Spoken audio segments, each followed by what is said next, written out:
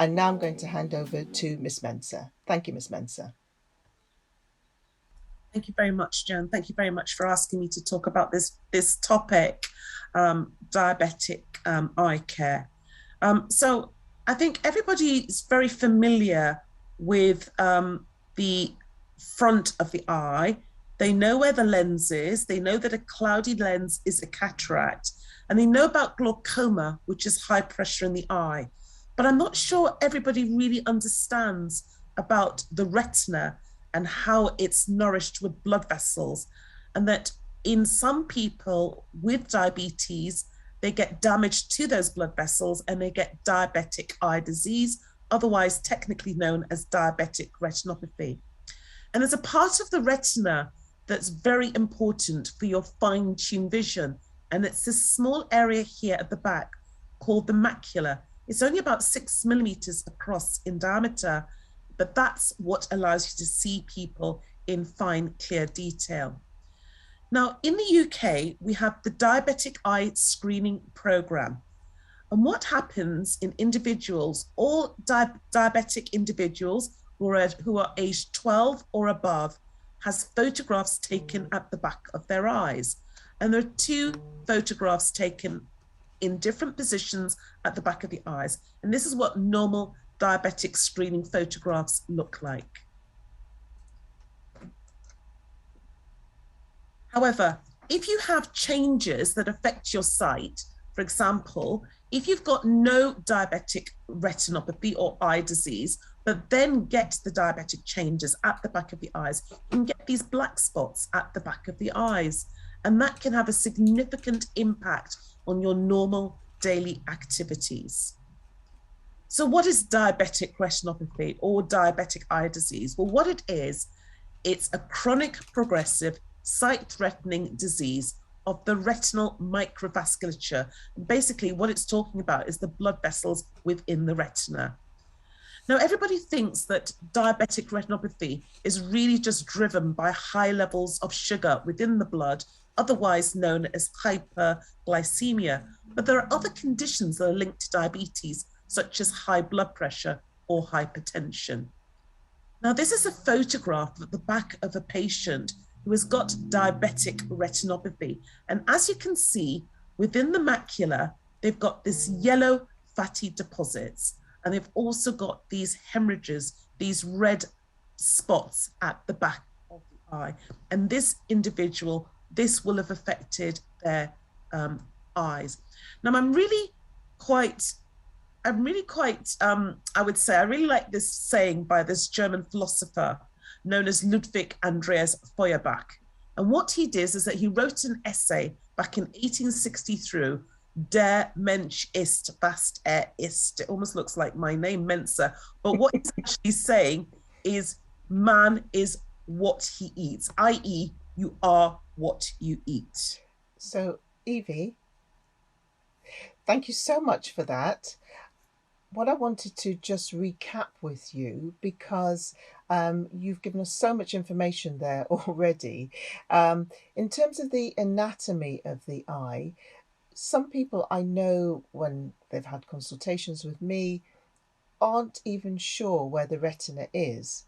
And so sometimes people will talk about the anterior part of the eye and then the back of the eye. And the retina is sitting at the back of the eye. Is that correct? Yeah. And you made a lovely phrase. You said it's like fed by these blood vessels. So these blood vessels and those photos that you showed are those blood vessels that sit at the back of the eye, and those are the ones that can be affected by diabetes. Is that what you're enlightening us with? That's exactly what I'm saying. So the vessels at the back of the eyes are very fine.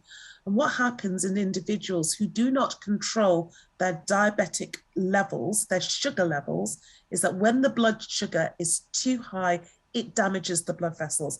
So if you can think of, Joan, like your blood vessels, like pipes, water pipes under your floorboards, all right? Good water pipes keep the water inside. It's the same principle with the blood vessels. So high levels of sugar cause damage to the blood vessel walls and allows the blood vessels to leak.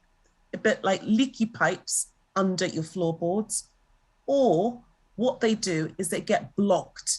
So when they get blocked, they don't nourish the tissues and they die off. So then they start to grow abnormal blood vessels.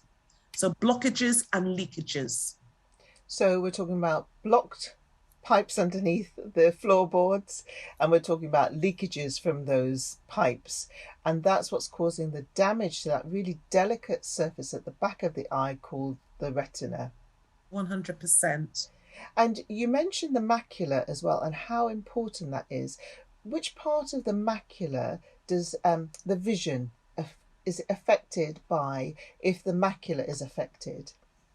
So if you think of your macula is so precious, and I described it as only being 5 to 6 millimeters across in diameter.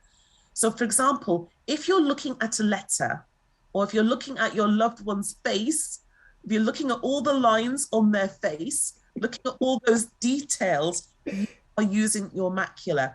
So me moving my hands here on the side, Joan, I'm looking at my screen and I can see the details of your beautiful face. Oh, and I can see your name, Dr.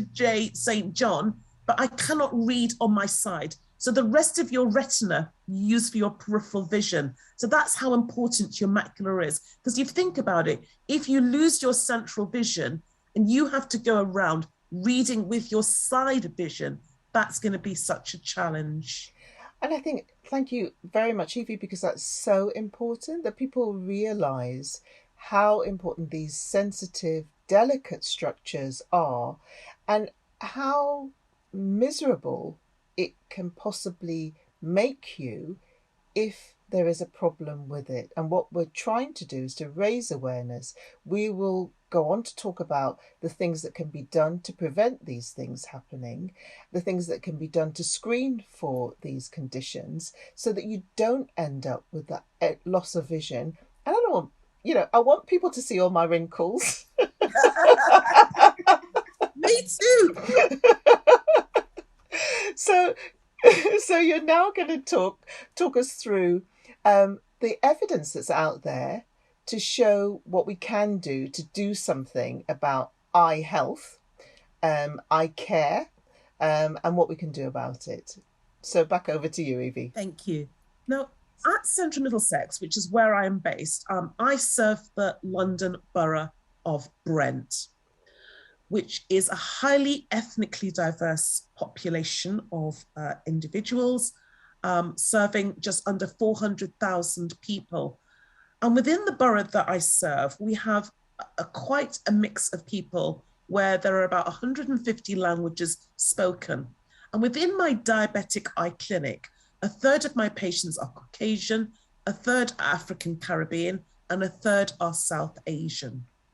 So in the Diabetes Control and Complications trial, which was published in the New England Journal of Medicine back in 1993, what they identified was that in type 1 diabetics who intensively controlled their diabetes, they were likely to reduce the incidence of diabetic retinopathy by 76% and actually reduce progression of diabetic retinopathy by 54%. So that's quite a significant, good thing to happen from that. Following on from that, the UK Prospective diabetes trial, what they did is they looked at type 2 diabetics, and that was published in the BMJ, the British Medical Journal, in 1998. And they further demonstrated that if you tightly controlled not just your blood sugar, but your blood pressure, the effect of that tight control on the progression of diabetic retinopathy was to reduce it by 21%. With the blood pressure control, you reduced progression of diabetic retinopathy by 34%. There have been further trials such as the FIELD study and the ACCORD study, where they looked at the effect of lipid-lowering drugs in terms of patients who needed laser treatment. So the need for laser was 33.4% versus 4.9% on the patients who had tight control of their blood lipid levels or their fat levels, they said it didn't seem to be related to the plasma concentration of lipids with the field.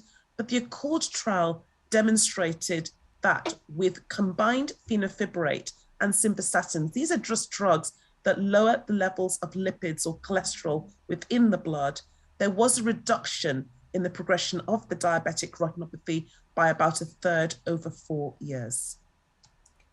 So some really powerful evidence there, Evie, that we're not just looking at blood glucose levels, although we're talking about eye conditions related to diabetes. It's not just the blood glucose, but the lipids. So we're talking about cholesterol and other fats, and also the blood pressure are really important in reducing these conditions occurring and reducing these conditions progressing. 100%. It's so important. And the thing about diabetic retinopathy and diabetic eye disease, and the reason why we have a screening program, is because by the time you're noticing it's affecting your sight, it's almost too late. It's a bit like shutting the stable door after the horse has bolted. So the screening, whilst your vision is good, is so that early changes can be detected and they can be managed. That's the whole point. So screening, and we'll talk about the screening program a little bit later, but the whole point you said about screening is pick up any early changes. They can be treated, they can be dealt with, you can do something about it and prevent it progressing. And these loads of studies from about 30 years, so at least 30 years we've known about this. We can be doing these things to help to prevent these conditions occurring and certainly help them prevent them deteriorating as well. So when you've talked a bit more about the lifestyle, we're then going to see how much people have learnt, how much they know, and then before we go on to talk about some other topics as well. So you're going to talk us through the lifestyle changes. Thanks, Evie. Thank you. So I think one of the most important things as an ophthalmologist that I can tell my patients, and it's like my gift from me to you. I like getting gifts, all right, is to tell my patients about how they can change their lifestyle with diet and exercise. And in the UK, what we have some diet and exercise sort of programs for our type 2 diabetics, which is known as the Desmond, and course, and type 1 diabetics, which is known as the Daphne. There's also evidence, but there's no definitive randomized controlled trial to demonstrate that if you stop smoking, and I kind of think that, you know what, smoking, not only stopping smoking is not just good for your eyes, it's good for your heart, it's good for lots of different things. You know, and if you think about it, when I've talked about the small, delicate blood vessels and the effect that smoking can have on blood vessels, it's not a bad thing to think about stopping smoking in terms of reducing progression of any diabetic changes at the back of your eyes.